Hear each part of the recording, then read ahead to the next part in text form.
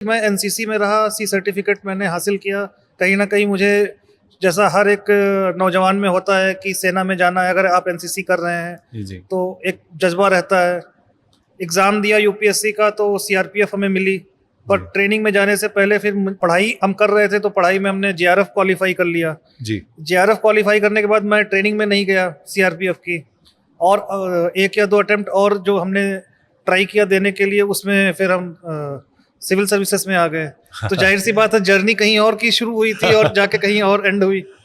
उसमें एक मतलब इंटरेस्टिंग वाकया है कि जब मैं अपना डिटेल एप्लीकेशन फॉर्म मैंने फिल किया था, तो मैंने आईपीएस नंबर 1 पे रखा था और आईएएस को मैंने नंबर 3 पे रखा था। और लास्ट डेट जब उसको फिल करने के बाद सबमिट करना होता है, तो एडिटिंग का ऑप्शन की जो लास्ट डेट थी, तो मेरे फादर ने लैपटॉप खुलवाया कि एक बार मुझे भी दिखा दो तुमने सर्विस चॉइसेस क्या रखी है। तो जाहिर सी बात है, उन्होंने आईपीएस देखा, फिर उन्होंने 2-3 मिनट समझाया, फिर और उनके समझाने में बस एक ही बात थी कि वर्दी को लेके तुम्हारा जो जज्बा है वो अच्छा है, कमेंडेबल है, हम सब उसकी इज्जत करते हैं, बट आप अगर सिविल अथॉरिटी में आते हैं और सिविल सर्विसेज में आते हैं, आईएएस में आते हैं, तो आपके पास हर एक अरीना खुल जाता है, हर एक आपके पास मौका मिल जाता है और आप ज़्यादा कंट्रीब्यूट कर सकते हैं। तो कहीं ना कहीं फादर का सम्मान रखना था और सीनियर्स ने भी कुछ समझाया, तो फिर मैंने लास्ट डेट को आईएएस भरा और जर्नी मुझे यहाँ तक ले आई। और शायद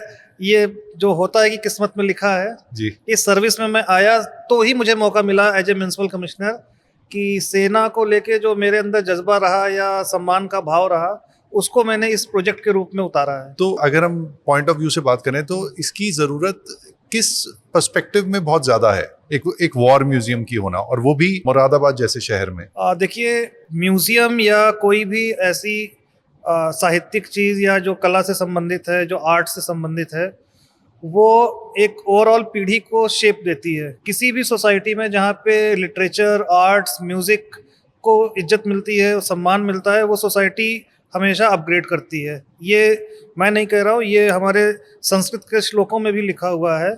और साहित्य संगीत कला विहीना, साक्षात नर पशु विषाण हीना, ये संस्कृत के श्लोक में लिखा हुआ है। साहित्य संगीत और कला से विहीन जो व्यक्ति जी है, वो इंसान होते हुए भी केवल पूंछ और सींग से रहित जानवर है। बिल्कुल सही बात है। तो म्यूजियम एक आर्ट को रिफ्लेक्ट करने का मीडियम है ये।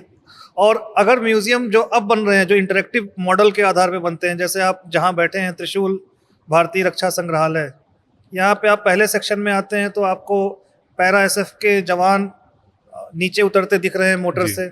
आप अंदर आते हैं, बच्चे को नहीं पता है कि लेफ्टिनेंट जनरल क्या होता है, कमोडोर क्या होता है, तो वो इंटरेक्टिव पैनल से उसको समझ रहा है। यस